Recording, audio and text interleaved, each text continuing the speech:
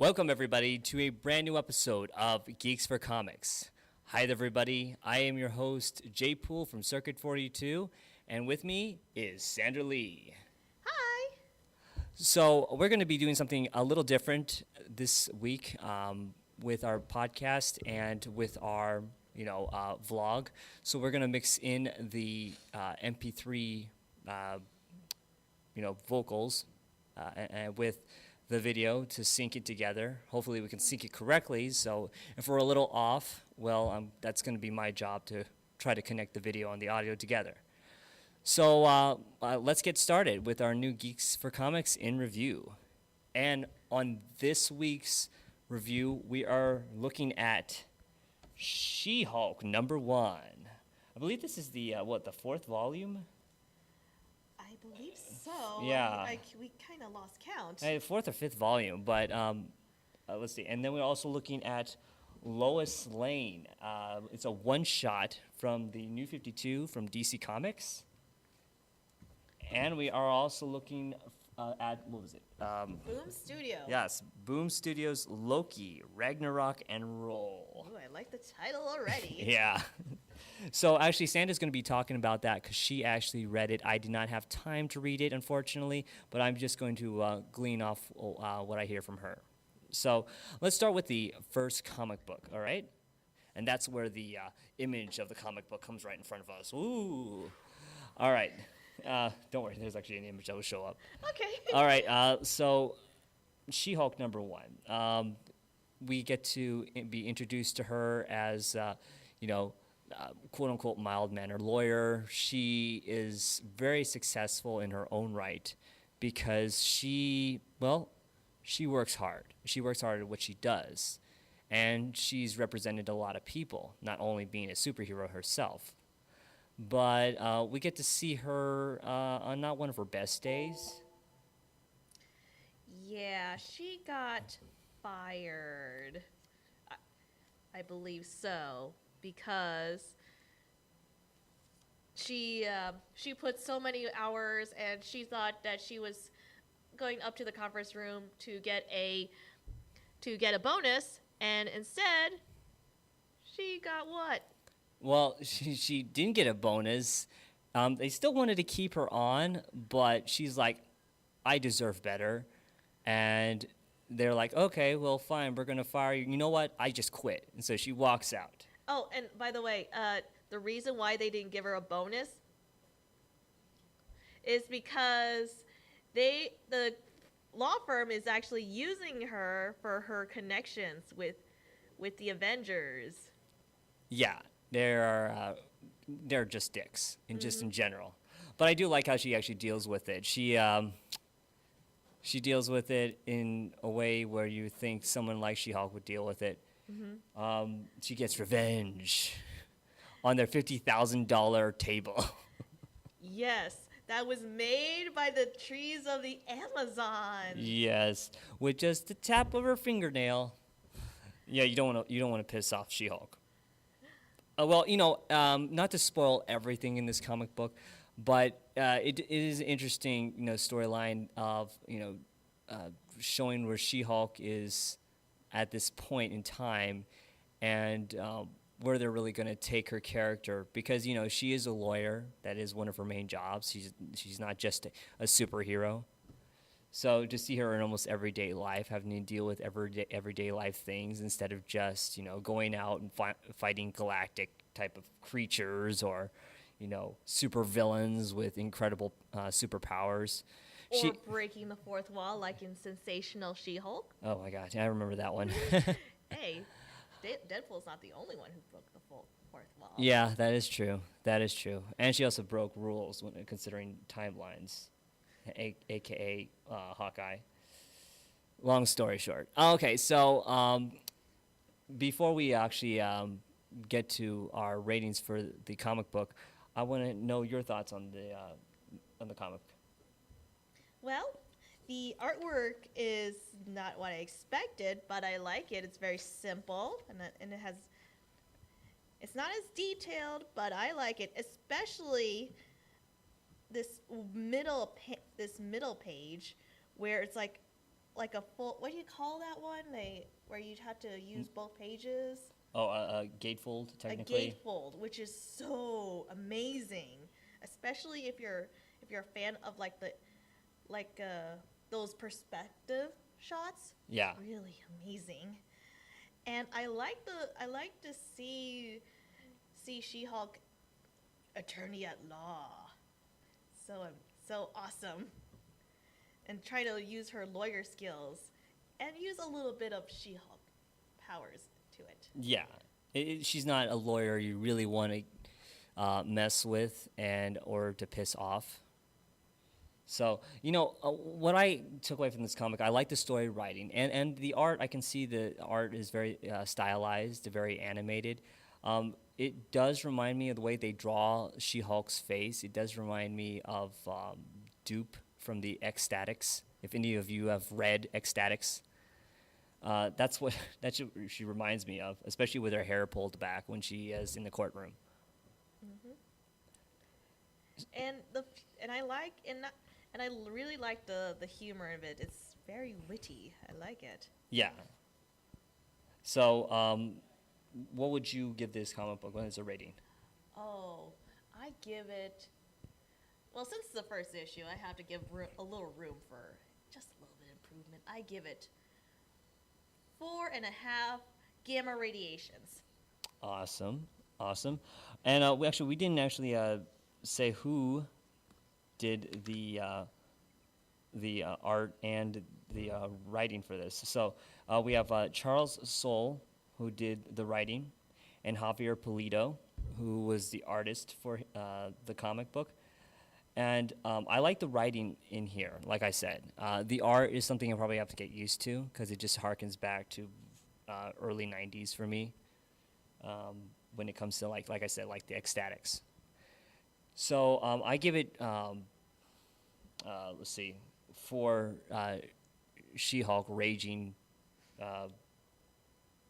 fingernail taps.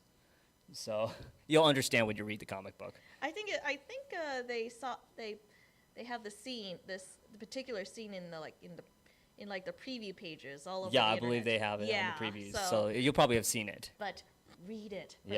For what happens to Jennifer Walters? Pick it up at your local comic book shop. It's $2.99, and it's by Marvel. Yes. All right, so on to the next comic book, and we're going to be rushing this because we want these videos to be a lot shorter than they have been. So the next one is DC Comics Lois Lane from the New 52, or Superman Lois Lane. And this is all about Lois Lane. There's, I think, one scene with Superman. It's actually, one scene, one page. One actually page. half a page of Superman. Yeah. And so this comic book actually revolves around Lois Lane and her young sister Lucy. Now, anybody knows about the stories about Lucy, no matter what type of incarnation, Lucy has always been a troubled child for her dad and her, and for Lois, who, pretty much had to raise her after her mother died. Because, her dad was always the one who's, he was the military man. But I wouldn't say he's a bad father. He taught his daughters a lot how to protect themselves. But, there's some things mothers teach their kids that a lot of fathers miss. And without a mother figure around, Lois Lane had to pick up the slack to raise Lucy. So here we... So many L's. Yeah, so many L's. Except for Sam. I'm glad Sam's different. So in here we actually have Lucy has just technically broken into Lois's house or apartment or whatever it is, and something has happened. One of her roommates, Lucy's roommates, has been kidnapped. So she goes on this elaborate story on how it happened and what happened, and apparently drugs were involved, like morphogenic drugs, and changeling drugs type of thing. And we encounter this group that we think are originally our villains, but apparently they're just like the cleanup crew on exactly what's going on. Now, we don't want to spoil the whole comic book, but there are actually some interesting parts in here where it does constantly go back in time and do these flashbacks of her and Lucia as young children. So I thought those were kind of endearing and kind of sad when you kind of see, how much their mother was deteriorating when they were younger, just watching her deteriorate in health. So that was, a little bit of emotional part in the comic. But then it zooms back to present day and the troubles they're having as adults. Mm-hmm. So, like the one before we get to the ratings, what do you think about Lois Lane? I just love it. I mean, it's not like the other comics of the New 52. I mean, there are good. Don't get me wrong, there are good comics out there, but there are few and far in between. And Lois is part of the good ones. Woo! And it shows how you get her backstory and with her sister, her mother, her father, and it's like you get an idea of her as a person. And the thing is that I like Lois Lane. I want Superman and Lois Lane to be together, because Lois Lane not only has a brilliant mind, but she has that inner strength. She doesn't take no guff from anyone. Sure, she gets herself into a lot of trouble, but what can you do? You would do anything to get that big scoop. Yeah, exactly. I really like the storyline in here of Lois Lane. Just it's a one shot, but it really does show her strengths as an independent woman. Even without the help of Superman, she is a pretty strong character in general. I like the art in here. This really strong art. It actually has 4 artists that have done the penciling in here. The writer was Marguerite Bennett, and then we have artists Emanuela Lupacino, Megan Hetrick, E. Gara, and DeJean's Naves. So many different names, I can't even pronounce their names. Oh my. Yeah, I know. We're not even going to the inkers. I really like the art in here. I thought it was well done. Mm-hmm. And the storyline was engaging. So I would like to hear your rating for this. Before I do that, as I was reading the comics, I want to tell you the only downside of reading Superman Lois Lane is not because of the comic itself. It's just because my experience with comic books is that the drawbacks of the oversaturation of Marvel is that you're seeing Marvel while you're reading other people's comics. When I read about this character called the Agent, I think of Agents of S.H.I.E.L.D. and also the cleanup crew. Yeah. S.H.I.E.L.D. is the ultimate cleanup crew. They are. So it's not their fault. It's just my fault, and also the fault of our culture. So, but anyway, set that aside. I give this 4 scoops. That's pretty much what I give it. I give it. Let's see, 4 front covers that make Lois Lane look like April O'Neil. Yeah, she does look like April O'Neil from Ninja Turtles. She looks like a brunette April O'Neil. Yes. Wait, didn't she always? What? Yeah, she's always been a brunette, but just the way that the front cover looks like, she kind of looks like April O'Neil from... No, I meant April O'Neil. Yeah, she's brunette. Oh. All right, so that's Lois Lane from DC Comics. It's $4.99. You can pick it up at your local comic book shop, like the one we are at here at Jesse James Comics in Glendale. And DC, whatever you're doing that makes this awesome, keep doing it. Yeah, keep doing it. We love it. All right, so on the next one, I didn't get to read this, and this was actually last week, but it was actually sold out. So, Sandra, take it away. This is by Boom Studios, and it's issue 1. It's called Loki, Ragnarok or Roll. Speaking of which, we survived Ragnarok. Yeah, go Ragnarok. So, and that means our Norse mythology gods are still alive. Yay. and it's by Eric M. Esquivel. Esquivel. Yep. And Jerry, is that even right? Gaylord? Sorry. Yes, it is Gaylord. Okay, so it's not a typo. Nope, it's not a typo. Okay, so it's about Norse mythology, and how Loki and Thor are brothers, and don't worry, this is not like Marvel's Loki and Thor. This is different. And how, thanks to Thor and his ever wielding hammer and his lust for violence, it got Loki into a lot of trouble. But Odin, Allfather, set it to the side because Thor is all that and stuff. And the great thing about this issue is that it shows all of the gods in all the mythology, including the flying spaghetti monster. That is so cool, and Cthulhu.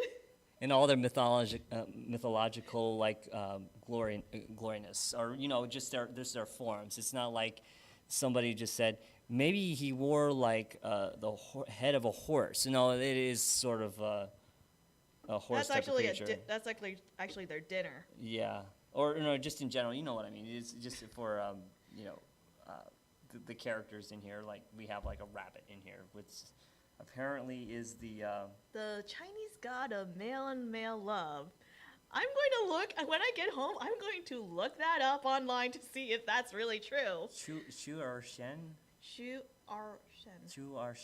I believe. Yeah, he looks like Usagi Ujimbo from Ninja Turtles.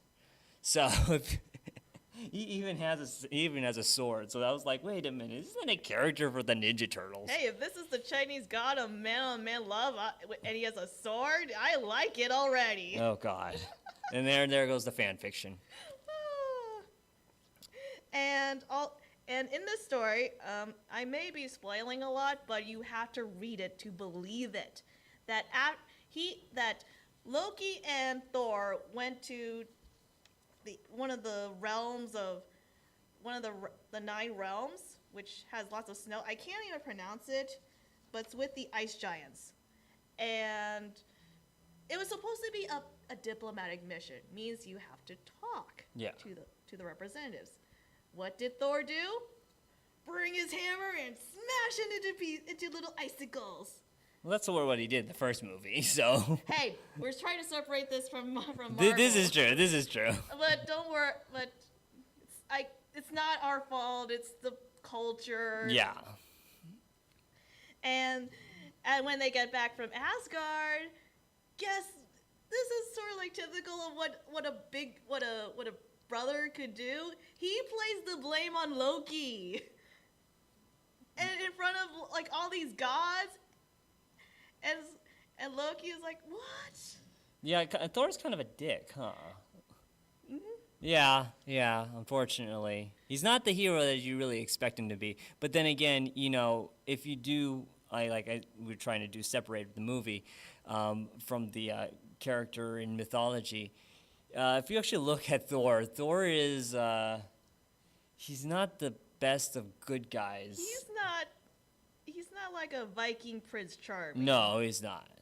It would be hard to keep a relationship with him if you were dating him. Yeah. He's more in love with himself than he probably is with you.